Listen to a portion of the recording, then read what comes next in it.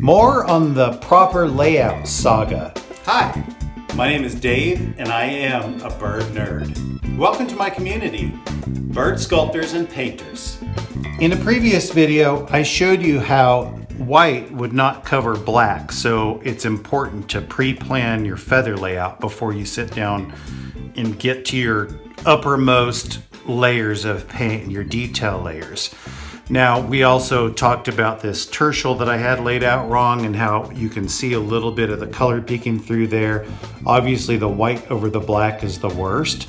But one other quick thing I wanted to point out. So this color here is burnt sienna. And burnt sienna is one of the more transparent colors.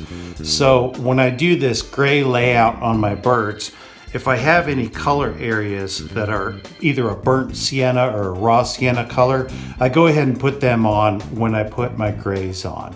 That will help you and take you a long way.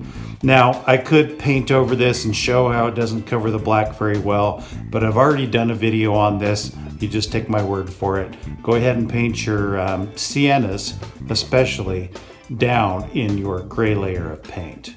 If you enjoyed this tip, hit the subscribe button. Then you'll know when I upload more of the good stuff.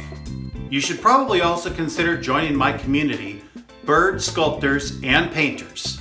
There's a link in the description below this video, and that will get you all the best tips and tricks delivered straight to your inbox, as well as updates on all the courses that I offer. I look forward to supporting you in your journey to total bird nerd.